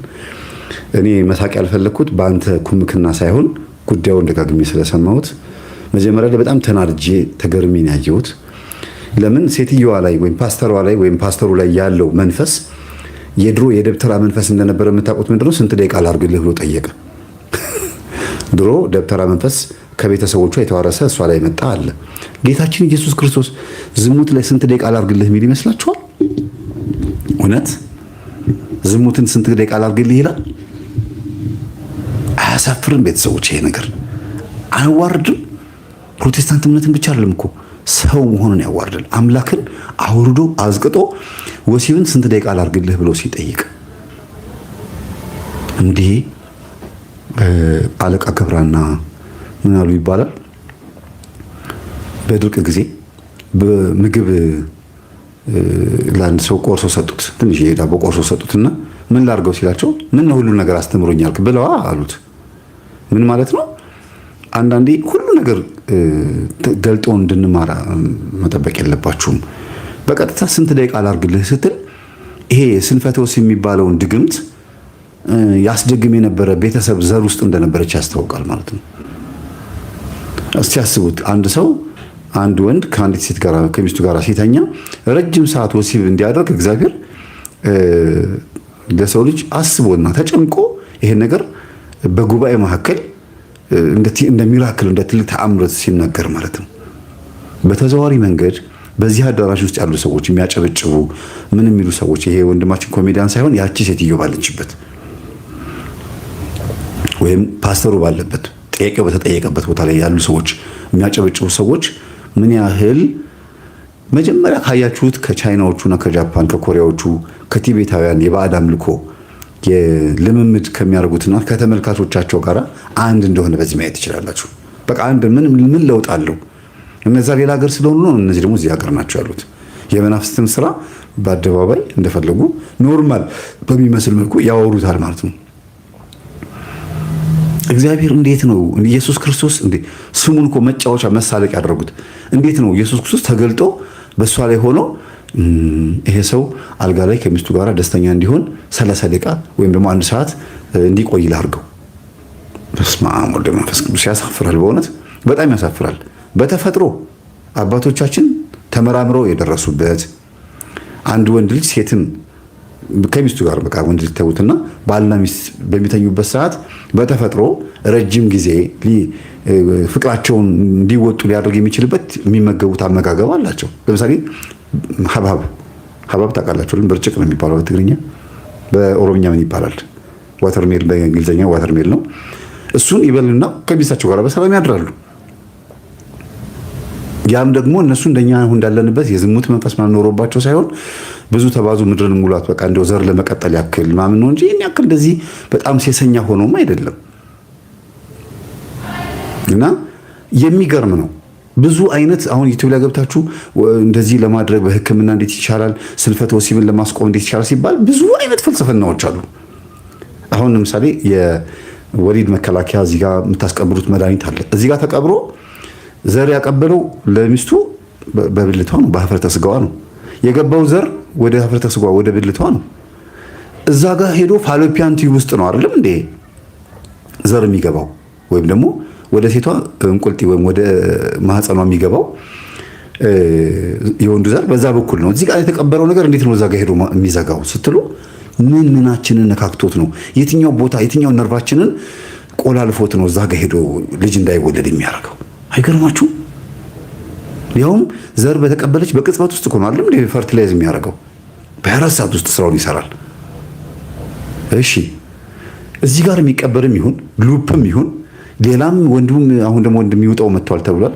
ምንም ይሁን ቤተሰቦች ምንም ይሁን ግን በተፈጥሮ ዶክተሮች የሚናገሩት የለም ሴት ልጅ ፔሪዮዷ መጥቶ ካለፈ ከ10 ቀን በኋላ እንደገና ፔሪዮዷ ሊመጣ 10 ቀን ሲቀረው መሀል ላይ ያሉት 10 ቀን የማይረገዝበት ቀን ነው። እግዚአብሔር እሱ ለኛ ሉፕ አድርጎ ወይም ደግሞ እርግዝና መከላከያ አድርጎ አልሰጠንም። በተፈጥሮ ሌላ መድኃኒት ውስጥ መሄድ ያስፈልገው ሴሰኞች ስለሆንን ነው። ዘማውያንና በቃ ምንም ማንጠግብ ስለሆነ ለስጋ ያደርን ከእንስሳ በታች የሆንን ስለሆንን እኮ ነው። ኢቭን አልፎም ጾም ውስጥ ራሱ መፈጸም ይቻላል አይቻልም ብለን መከራከር የጀመርነው። ይጭራሽ ይቆጥራሉ። ቆይ እስቲ በ365 ቀናቶች ውስጥ ስንት ቀን ነው የሚጾመው ብሎ የሚጾምበትን ቀን ቆጥሮ እንዴ 210 ቀን ነው እንደሚጾመው ወይ ይላል። 100 ምናምን ቀን ነፃ መሆኑን ረስቶት ልክ እንደ አስራት ያወጣ ሲባል አንድ የ20 ሺህ ብር ደሞዝተኛ አስራት ያወጣ ሲባል ምን እንደሚለው 2000 ብር አስራት ካወጣሁኝ ብዙ ነው 2000 ብር ኧረ ስንት ነገር ይሸፍናል ይላል። 18 ሺህ ብሩ የኔ ነው እኮ አይልም። 2000 ብሩ ግን በዛ ይላል።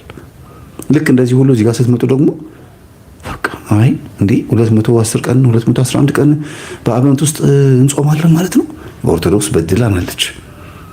ስጋህን ልጓማ በጅለት ግራው ሴሰኛ አትሁን ዝም ብለህ አትጋልብ ብላ ባስተማረች፣ ዘላለም ህይወትን የምታገኘው በዚህኛው አይደለም በዚህኛው ነው ብላ ባስተማረች፣ እንስሳ አትሁኑ ብላ ሰው ሁኑ ብላ ባስተማረች ቤተክርስቲያን ተመልሳ ተወቃሽ የምትሆነው በሴሰኝነታችን ምክንያት ብቻ ነው።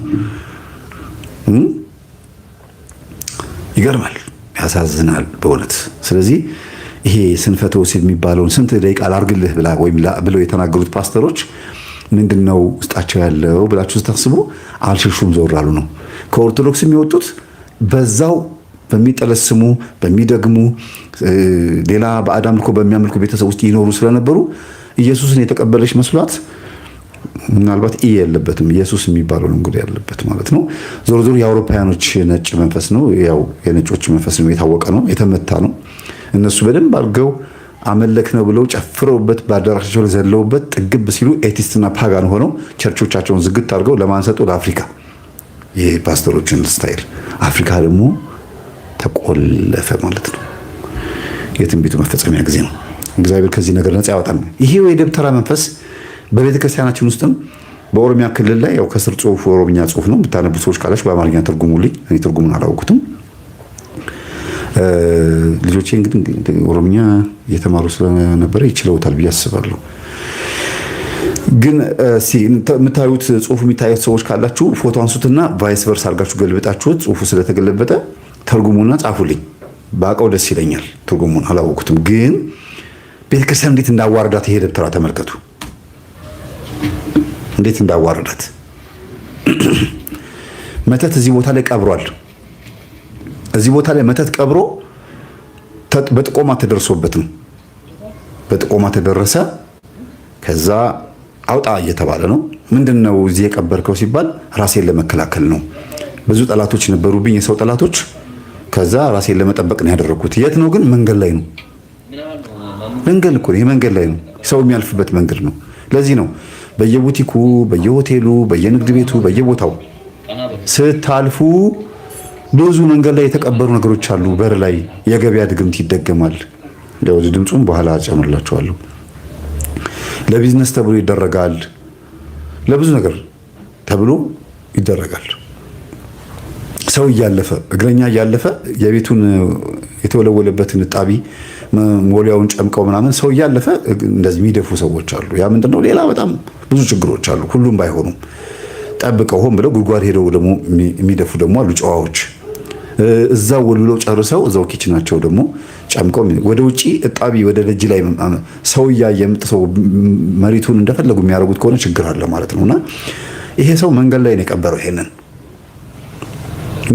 ምንን ቀብሮ ምን እንዳደረገ ተደርሶበታል። በጥቆማ ነው የመጣበት። ያሳዝናል በእውነት። ቆብ አድርጓል። የማንን ቆብ ነው ያደረገው? የቤተ ክርስቲያንን ነው። በነገራችን ላይ እኔ ይሄን ቪዲዮ ማውጣት አልፈለኩም ነበር፣ ግን የሆነ ቲክቶክ እና ዩቲዩብ ላይ ተመልከቱ። ሲመታው ያያችሁ ነው። ሲመታው በጣም ያሳዝናል።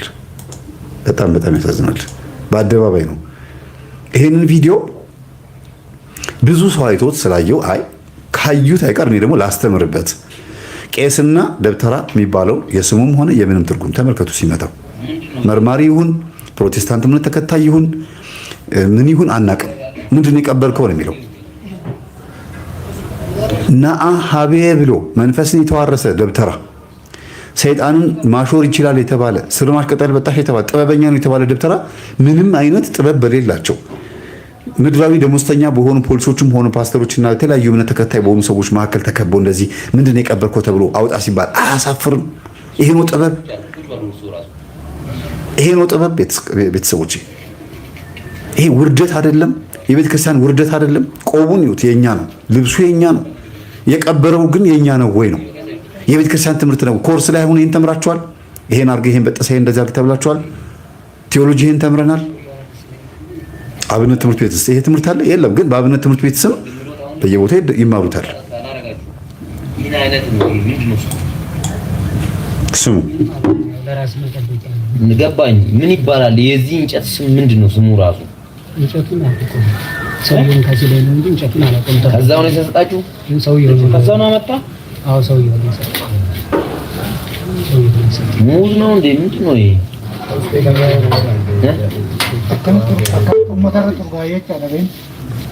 የዚህ ውጤ አሁን የዚህ ስራ ምንድን ነው? አይ መልሰው እንትን ይበሉት እንደ መጀመሪያ በማረቅ ቋጥሩታ ይቋጠርና መልሱትና ይሰሩ። ኦሮምኛውን ትርጉሙልን እባካችሁ፣ የሚያወሩትንም ጨምር። ምን ያህል እንደተሰደብን ማወቅ ስለምፈልግ ኦሮምኛውን ትርጉሙልን። አባ እርሶ ትንሽ አባ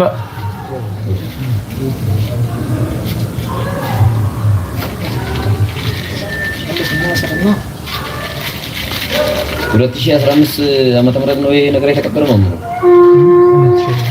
15 አዎ፣ በግንቦት ውስጥ አዎ፣ ለህይወት የሰፈራ ጠላት ሲበዛብ ራስን ለመከላከል ይሄን ካረጉ በኋላ አሁን ማንንም ጠላት መከላከል ይችላል ማለት ነው። ስሙ ነው እንጂ ያው የሰይጣን ስራ ነው እንጂ በጣም ያሳፍራል። ሰማችሁ አይደለም? የሰይጣን ስራ እንደሆነ እየተናገሩ ነው። አፉን ከፍቶ ፊቱን ጸፍቶ አናገረው እንደሚባለው እየመሰከረ ነው፣ እየተናገረ ነው። እኔ አሁን ይሄንን ሰው ከሃዲ ነው ለማለት ብናገር ስድብ አይባልብኝም፣ ደፈርክም አትሉኝም። ለምን? ቆቡን አድርጎ ማንን እያሰደበ ነው? በዚህ ሰውዬ ውስጥ ቤተክርስቲያን አለች እኮ። አይወክልም አትበሉ፣ አትጻፉ እንደዚህ አይነት ጽሁፍ። ቤተክርስቲያን አይወክልም። ለምንድን ነው የማይወክለው? ቆቡ፣ ልብሱ፣ አንደበቱ፣ ንግግሩ፣ አገልግሎቱ፣ ደሞዙ ቤተክርስቲያን ይወክላል። ለምንድን ነው የማይወክለው? ልክ ፕሮቴስታንት ሆነ ሲባል አንድ የሆነ ዲያቆን የሆነ ዘማሪ ፕሮቴስታንት ሆነ ሲባል ኦርቶዶክስን አይወክልም ይባላል። ምን ማለት ነው? ወክሏትማ ሲያገለግል ነበረ። እያንዳንዳችን ቤተክርስቲያን እንወክላታለን። ፓስተርም ደግሞ ወደ ኦርቶዶክስ መጣ ሲባል ፕሮቴስታንትን አይወክልም፣ የጌታ ልጆችን አይወክልም ይላሉ። ለምንድን ነው የማይወክለው? በደንብ አድርጎ ነው የሚወክለው። ነኝ ብሎ ሲያገለግልበት የነበረበት እንትን አለ፣ ጥግ አለ፣ ዘርፍ አለ አይደለም እንዴ? አሁን እንግዲህ ደብተራ በዚህ መልኩ ሲዋረድ አብራ የምትዋረድ አንዲት እናት የሆነች ቤተክርስቲያን አለች ማለት ነው። ሕያዊት፣ ኩላዊት፣ ዘላለማዊት በእውነት እንደገና ደግሞ በቃ ሁሉ ስንዱ እመቤት ባለስልጣን በዚህ ምድር ላይ የሆነችን ቤተክርስቲያን በእናንተ ምክንያት በአሕዛብ ዘንድ ስሜ የተሰደበ ይሆናል የተባለው ትንቢት ይፈጸማል ማለት ነው። እና ራሴን ለመጠበቅ ጠላት ሲበዛብኝ አለ፣ ሰምታችኋል። ራሴን ለመጠበቅ እግዚኦ መሐረነ ክርስቶስ መስቀል ይዞ ቆብ አድርጎ ቀዳሽ ሆኖ መቋሚያ ይዞ ይሄኔ እኮ እንደዚህ እያለ ሌሊት ማህሌት ላይ አድሯል እኮ። ራሱን መጠበቂያ ግን ምንድን ነው ያደረገው? እዚህ ቦታ ላይ ድግምት መቅበር ምንድን ነው ይሄ ሲባል ሰይጣናዊ ስራ ነው አለ። ይሄ ደብተራ ሰይጣናዊ ስራ ነው ብሎ እየመሰከረ ሌሎች ደብተራዎች ደግሞ ሰልማሽ ቅጠል በጣሾች ደግሞ ይሄ እኮ ጥበብ ነው፣ ይሄ እኮ ምን ችግር አለው ይላሉ። ይኸው ጓደኛችሁ እየተናገረ ነው። አጋለጣችሁ እኮ ራሱ ምድረ ቲክቶክ ላይ ላይቭ እየገባ ሁሉ እንትን የምትል ይሄንን ቅጠል እንዲህ አድርጎ የምትሉ እግዚአብሔር ይገስጸው። እንዲህ አይነቱን ቤተክርስቲያን የሚያዋርድ መንፈስ ስንቱ እየጾመ እየጸለየ ስንቱ እያለቀሰ ኃይል የሚያገኝባትን ስለት እየተሳለ እያስቀደሰ ቅዱስ ቁርባን እየተቀበለ ኃይል ያገኝባትን ቤተክርስቲያን ከእግዚአብሔር ጋር የተገናኘባትን ደጅ ይችን የመሰለች ደጅ በእንደዚህ አይነት ሰዎች ደግሞ ስትጓረድ አስቡ። በጣም የሚያሳዝነው፣ በጣም የሚያሳፍረው ቤተሰቦቼ። ይሄ ደግሞ መንፈስ ይሄ ሰውዬ ደግሞ የወለዳቸው ልጆች ላይ ደግሞ ያርፋል። ምን አይነት መንፈስ ይሆናል? ፓስተር ሊሆን ይችላል፣ ዘማዊ ሊሆን ይችላል። ለምን መስተፋቀር ሚስቱን ሲያገባ መስተፋቀር ማድረጉ አይቀርማ። አብላ የተባለውን አጠጣ የተባለውን ይሄንን እንደዚህ አስነክስ፣ ይሄን ሰርባት፣ ይሄን ቅበርባት የተባለውን ያደርጋል። ይሄኔ እዚህ መንገድ ላይ መጥቶ እንደዚህ ከቀበረ እቤቱ እንደ ዋይፋይ እቤቱ ግራና ቀኝ ላይ እዛ ጋር እዚህ ጋር እዛ ጋር የደረቀ እባብ ታውቃላችሁ? እዚህ የለም እንጂ እንትኑ አንድ ቀጭን ጧፍ እንደ ጧፍ አስቡት። እባቡን ይገሉትና ያደርቁታል እና በየቤቱ አራት ማዕዘን ላይ ይሰቀላል። ደብተራ ቤት እዛ ቤት የገባ በሙሉ ይሰለባል፣ ልቡ ይወሰድበታል፣ ይሰለላል። ስለምን እንደሚያስብ ስለምን እንደሚያወራ ሁሉ ይታወቃል ማለት ነው። ስለዚህ ይሄ ሰው ከዛ ነገር ያለፈ አይደለም። ጠልሰምም ሊኖረው ይችላል፣ ኮኮ ቆጣሪ ሊሆን ይችላል፣ የሰውን እድል አሾክሿኪ መንፈስ ሊኖርበት ይችላል። ለምን የሰው ጠላት አለብኝ ስለሚል አሾክሿኪ መንፈስ ይልካል። እገሌ ምን አለኝ፣ እነገሌ ምን አሉኝ፣ ስለኔ ምን ያወራሉ ብሎ አሾክሿኪ መንፈስ ሊልክም ይችላል። አሐዱ አብ ቅዱስ ብሎ የቀደሰው ጎሽ እግዚአብሔር ይስጣችሁ። አሐዱ አብ ቅዱስ ብሎ በቀደሰበት አንደበቱ እንዲህ ያለ ነገር ሲናገር ታዲያ ራስን መጠበቂያ ክርስቶስ ካልሆነ ኢየሱስ ክርስቶስ ካልሆነ ቤዛ የሆነው የተሰቀለለት ይሄው አክሊሉን ሆላ ይሄ እኮ ቆብ እኮ የክርስቶስን የሾህ አክሊል እኮ ነው የሚወክለው። ቤተሰቦቼ ካህናት በሙሉ የሚያደርጉት ጥምጣም ቆባቸው የሚወክለው ምን ነው?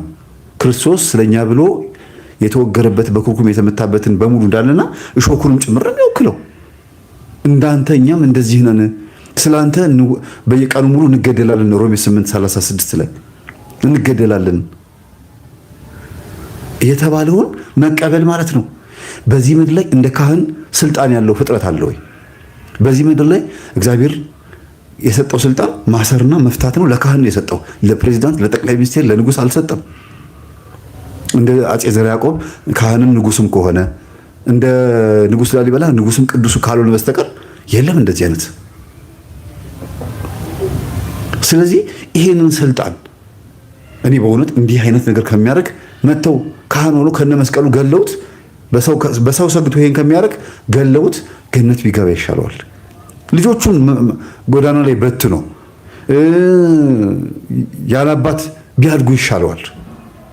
እግዚአብሔርን ከርቶ በቤቱ ሆኖ እንዴ ይሄ እኮ ማለት እኮ በእግዚአብሔር ላይ እኮ ማመጽ እኮ መሳደብ ማለት ከኢሉሚናቲ እኮ አይተናነስም እኮ። ይሄ ሰይጣን ማህበረተኞች አንደኛቸውን ቸርች ሰርተው ወጥተዋል።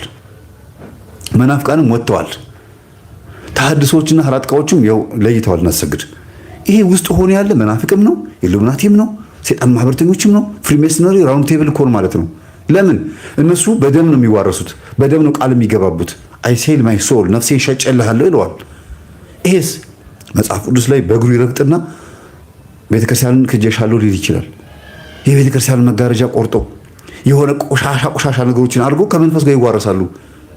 ያንን ካላደረገ መንፈሱ ከሱ ጋር አይዋረስማ፣ አብሮት አይሰራማ።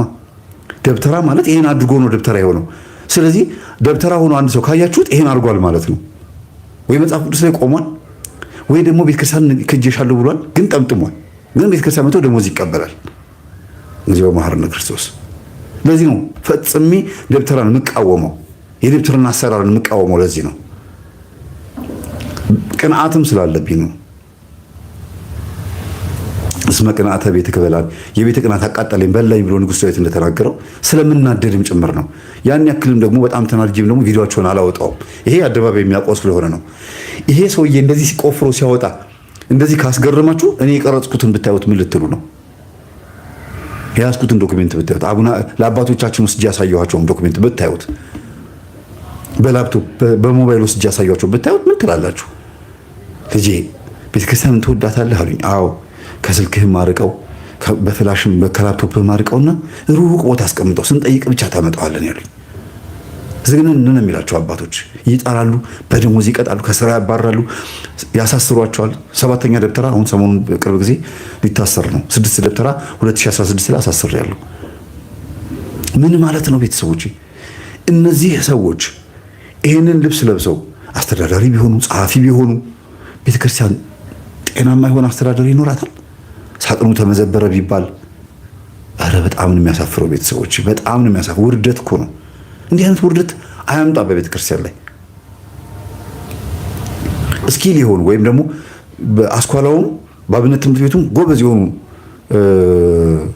የቤተክርስቲያን የቁርጥ ቀን ልጆች ተረካቢዎች ቤተክርስቲያን የሚረከቧት በእውነት እኔ 100% እደግፋለሁ። የእኛን ትምህርት እንኳን ቢቃወሙ ነው የምላችሁ፣ ነገ ይገባቸዋል ብዬ ስለማስብ በአስኳላውም ጎበዝ ሆነው በአብነት ትምህርት ቤቱም ተምረው ነገ ቤተክርስቲያን ያሻግሯታል የሚጠብቃቸው እነዚህ ናቸው። በተለይ ከተማ አደግ ሆነው ሰንበት ትምህርት ቤት ያደጉ፣ ገጠር አደግም ሆኖ ዲያቆን ሆኖ መጥተው ከተማ የተማረ ከሆነ ነው እንጂ እንደው ቀጥታ ከአብነት ትምህርት ቤት እንደወጡ መጥተው ካህንም ዲያቆንም ሆነው ተቀጥረኛ ሆነው መጥተው ዝም ብሎ በቃ ደሞዝ እየተቀበሉ ከቅዳሴ በኋላ ሄዶ ጃምቦ ጨብጠው ቁጭ ብለው እንደፈለጉ የሚሆኑ በእውነት ነው የምላችሁ ካብሾውና ካፍልሆ ካጼፋሪሱ ትንፋሽ ውጪ ሌላ ምንም የሚያገሱት የለም። ማግሳት እኛ የምናውቀው አገሳ የሚለው የግዕዝ ቃል ነው። ምን ጎሳ ልቤ ቃለ ሰናይ ወይም ደግሞ ጎሳ ወጣ ማለት ነው። አገሳ ማለት ደግሞ አንድ ነገር አወጣ ማለት ነው። እንግዲህ አባቶቻችን የተማሩት ምን እንደሆነ እናውቀዋለን። ያ የተማሩትን ነገር አገሱ ብለን ነው የምናስበው። ምንድነው ተናገሩ አወጡት ነው። ጎሳ ልቤ ቃለ ሰናይ እኛ የምናውቀው ይሄንን ነው። እነዚህ ሰዎች ምንድነው የሚያወጡት? ምንድነው የሚያገሱት? ያገሱት ይሄ ከሆነ የበሉት የጠረቁት ሆዳቸው የተነፋው በሌላ አይነት ትምህርት ነው ማለት ነው። በተቀላቀለ ትምህርት ነው። አብነት ትምህርት ቤት ውስጥ ባልተፈቀደ ቦታ ላይ በየመቃብር ቤቱ የተማሩት ትምህርት ነው ማለት ነው። ለምን የሰው የበላውን ነው የሚያገሰው? እኔ ብርቱካን በልቼ በእውነት ሌላ ነገር አላገሰም፣ ጥብስ አላገሰም፣ ያው ብርቱካን ነው የማገሰው። ይሄ ሰውዬ ደግሞ ይችን ስራ ከሰራ የበላውን ያገሰው ማለት ነው። ቆይታው ምን ይመስላል የሚለውን ያገሰው እና እግዚአብሔር በእውነት ልቦና ይስጠን። እንዲህ አይነቱን ነገር እግዚአብሔር ከቤተ ክርስቲያን ያርቅልን። ምንድነው የምትለው? እዚህ አንተ እንደ አንድ ሃይማኖት ተከታታይ ወይም ለህዝብ አስተማሪ ሲታይ ማለት ነው ይሄን ስራ ምን ታዋክ እሱን ምን እንደዚህ አይነት ጥያቄ ዝም በል ቀዳዳ ነቃንተ ነገር የለም። ዝም በል ወላዲተ አምላክ ተገልብጠና አንተ አይደለ እንደዛ ስትቀዳ የነበረ ጸሎት ነው። ይሄ ነው እንግዲህ ትልቁ ውርደት። አሁን ሰሞኑን አይታችሁ ከሆነ በኦሮሚያ ክልል ላይ ደብተራዎች እየተያዙ እንደዚህ ይጋለጣሉ። በአማራ ክልል ላይ ደግሞ ገደሉ፣ ደፈሩ፣ ህጻናትን አረዱ። አሁን ደግሞ ትናንትና ደግሞ አንድ ሁለት ህጻናትን 7 ዓመት ዕድሜ ያላቸውን ልጆች ዛሬ ነው ትናንትና አንድ ሰው ምን እንዳደረገ ሰምታችኋል። በስለቱ አንደኛው ወግቶ ገደለው፣ አንደኛው ደግሞ ሰውነቱን አበላሸው፣ ሆስፒታል ነው ያለው ተባለ። ደብረ ማርቆስ አማራ ክልል ላይ ያሉት አብዛኞቹ በዚህ አይነት ስምና ምናምን ነው እየተሰደቡ ያሉት። ኦሮሚያ ክልል ላይ ደግሞ ያሉት ደግሞ ምን እየተባሉ ነው? ይሄንን የድብትርና ስራ ነው ያጋለጡ ያሉት። በተዘዋዋሪ መንገድ ግን ማነች እየተሰደበች ያለችው? ቤተ ክርስቲያን። ማተባችን እሷን ይወክላል። ልብሳችን፣ ማንነታችን፣ ሁሉ ነገራችን በከፊልም ቢሆን ተሸክመናት ነው የምንዞረው። አላሰደብናትም ታዲያ? ይሄ ሁሉ መቅሰፍት፣ ይሄ ሁሉ ቅጣት፣ ይሄ ሁሉ መከራ፣ ይሄ ሁሉ ችግር የሚመጣብን ታዲያ በምን ይመስላችኋል? ሰሜኑ ክልል ላይ መዳፉን አስነብቦ እድሉን አሳይቶ ስሙን አስቆጥሮ በቃ በዞዲያክ በምናምን በኮኮ ቆጠራ በመስተፋቅር ህይወቱን ከመራ እግዚአብሔርን ከተወ የቡዳ መንፈስ ያዘው ተብሎ የጅብ ቆዳና የጅብ አጥንትና የጅብ ስጋ ለማግኘት የሚወጥ ከሆነና የጅብ ቆዳ ላይ የሚያንከባልሉ ከሆነ ጸበሉ፣ ቅዳሴው፣ እምነቱ ሁሉ ነገሩ በሙሉ በደብተራ እጅ ቁጥጥር ውስጥ ከሆነ የደብተራ ስላችሁ አባቶችን ማለት አይደለም። መድኃኒትና መፍትሄ ፍለጋ ህዝቡ የሚሮጠው ወደ ደብተራ ከሆነ ማለት ነው። ታዲያ እግዚአብሔር እጁን አያነሳም? አሁን ያለው መቅሰፍት እውነት በጽድቃችን የሚመጣ ሰማዕትነት ነው ወይስ በኃጢአታችን የሚመጣ የእስራኤላውያን ቅጣት ነው? አስተውሉ። በጣም በጣም ከባዱ ችግር እንዲያውም እዚህ ጋር ነው ያለው። አሁን ይሄንን ከመጀመሪያው ሐሳብ ጋር አሳገናኝላችሁ ምንድን ነው ቤተክርስቲያን ውስጥ ደግሞ እንዲህ ያለ ፍዘት ደግሞ አለ። ይሄ ፍዘት ደግሞ ምንድነው? ሰንበት ትምህርት ቤቱ ላይ ምንም ነገር አይታይም። ምን አለበት እኛንም ለመስደብ እንኳን እስቲ ዩቲዩብ ክፈት ውስጥ ችግር የለውም እንዴ? የሰንበት ትምህርት ቤት ኮምፒቲሽን ያስፈልጋል። ለምንድን ነው ይሄንን ነገር አጋልጡ አግዙን ብዬ በተደጋጋሚ ተናግጡ። አንድ ሰንበት ትምህርት ቤት ብቻ ነው ያገዘኝ። አንድ ሰንበት ትምህርት ቤት ቤተሰቦቼ። ይሄ ሰንበት ትምህርት ቤት ምንድን ያደረገው? በራቸው ላይ የሚሸጠውን የድግምትና የአስማት መጽሐፍ በሙሉ ምንድን ያደረገው? አስወገደልኝ። ግን እኔ እንዳልኩ አስመስሎ ሳይሆን በቃ አንድ ልጅ ቀረጸና ይሄንን ትእዛዝ ያዘዘው መምህር ተስፋዬ ነው ስለሰማችሁት አመሰግናለሁ ብሎ ቀርጿቸው አምጥቶ ለኔ ላከልኝ። አይ እሱ ቢያዝም ባያዝም ይሄ ነገር ቤተክርስቲያን በላይ ጥሩ አይደለም ብለው ተናገሩ። ምን ችግር አለው ክሬዲቱን ብትሰጡት? እሱ ነው የተናገረው ይሄን ነገር። ከእያንዳንዱ ቤተክርስቲያን በር ላይ ሰንበት ተማሪዎች ዩኒፎርማችሁን ለብሳችሁ መታችሁ አስወግዱ ይሄንን የድግምት መጽሐፍ፣ ገላትና ድርሳናት፣ ጸሎት መጽሐፍ ብቻ ነው መሸጥ ያለበት ብላችሁ ማዘዝ እኮ ትችላላችሁ። የቤታችሁ በር ነው፣ የእግዚአብሔር ቤት በር ነው። እሱ ባለስልጣን ሆኖ መጽሐፍ ሻጩ በር ላይ ሆኖ ደብተራው ያንን የድግምት መጽሐፍ መሸጥ የለበትም ብዬ የተናገርኩት ነገር በተግባር ፈጽመውታል። ይሄ ሌላ መፋዘዝ ነው ማለት ነው። አያችሁ። ስለዚህ በሁሉም ሀገር ላይ ዛሩም ያፋዘዛል፣ ጠንቋዩም ያፋዘዛል፣ ደብተራውም ያፋዘዛል፣ አገልጋዩም ውስጥ ሆኖ ይፋዘዛል።